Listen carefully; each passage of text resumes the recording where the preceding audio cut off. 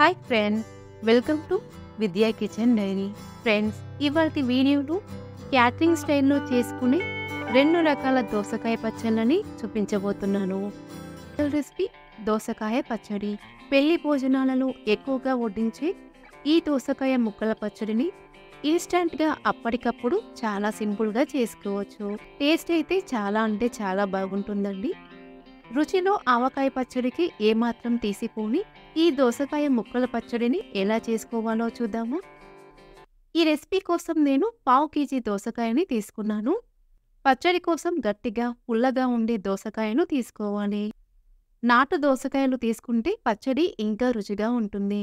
రెగ్యులర్గా దొరికే దోసకాయతో కూడా ఈ పచ్చడిని చేసుకోవచ్చు. ఈ దోసకాయలని శుభ్రంగా కడిగి పైన ఉండే పొట్టుని తీసివేయాలి.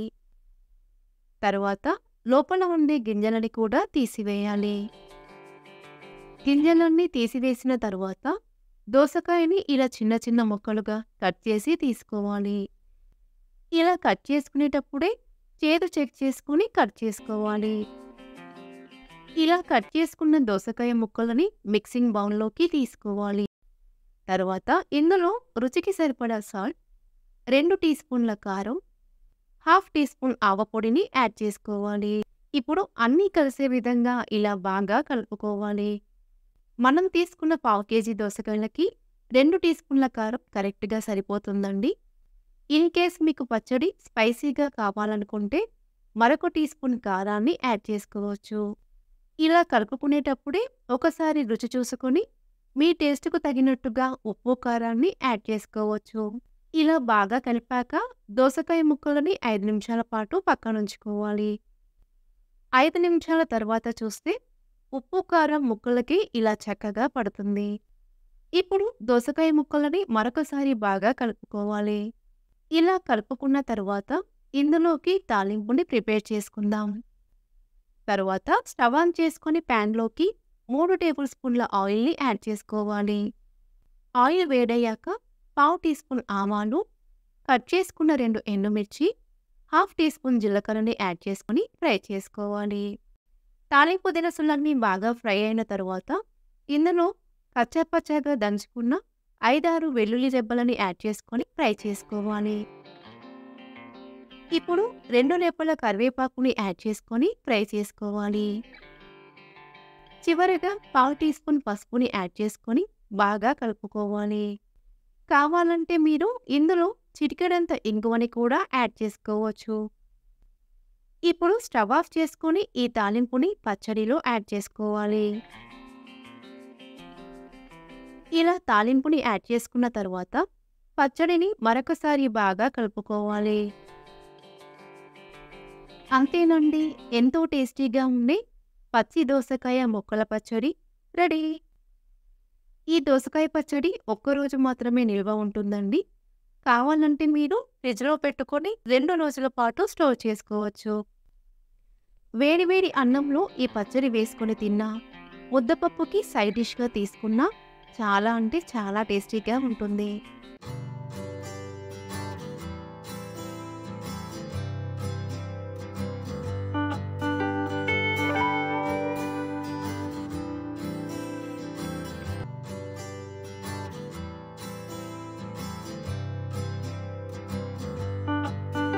స్పెషల్ రెసిపీ దోసకాయ ముక్కల పచ్చడి.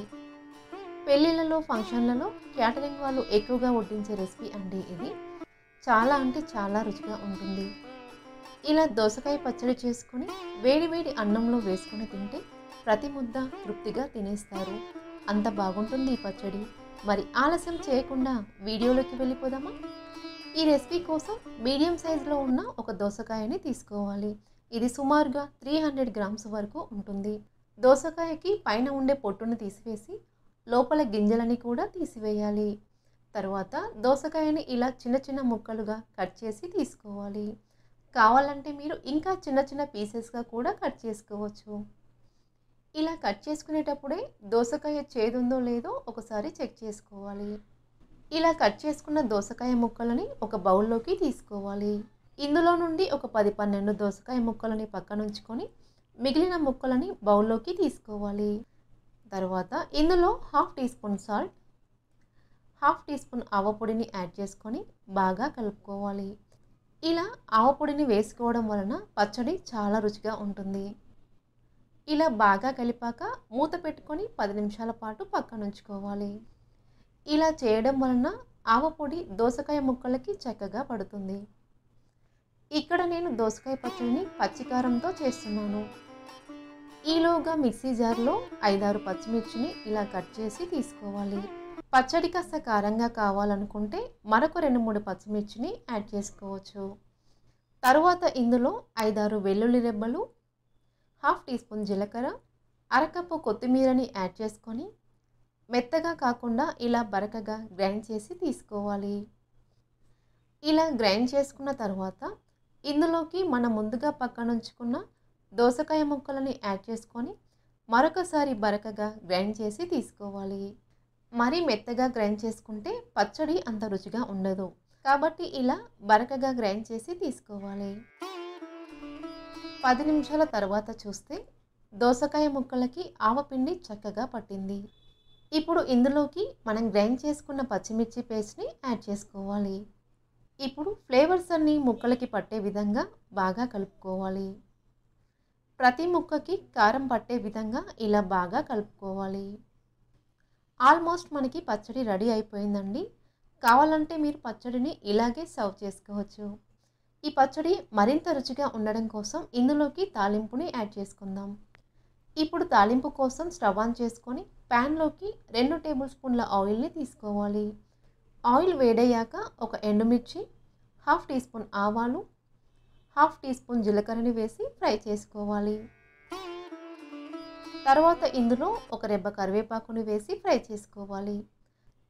చివరగా పావు టీ స్పూన్ పసుపు, చిటికెడంత ఇంగువని వేసి బాగా కలుపుకోవాలి. తర్వాత స్టవ్ ఆఫ్ చేసుకొని ఈ తాలింపుని పచ్చడిలో యాడ్ చేసుకోవాలి. అంతేనండి, బాగా కలిపి తీసుకుంటే ఎంతో రుచిగా ఉండే దోసకాయ ముక్కల పచ్చడి రెడీ. చూసారు కదా, ఇలా క్యాటరింగ్ స్టైల్లో దోసకాయ పచ్చడిని చాలా సింపుల్గా ఇంట్లోనే చేసుకోవచ్చు.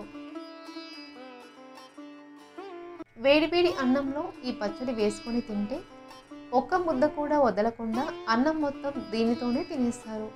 అంత కమ్మగా ఉంటుంది. సో ఫ్రెండ్స్, ఈ రెసిపీ మీకు నచ్చితే లైక్ చేయండి, మీ ఫ్రెండ్స్కి షేర్ చేయండి. మరిన్ని రెసిపీస్ కోసం మా ఛానల్ని సబ్స్క్రైబ్ చేసుకోండి.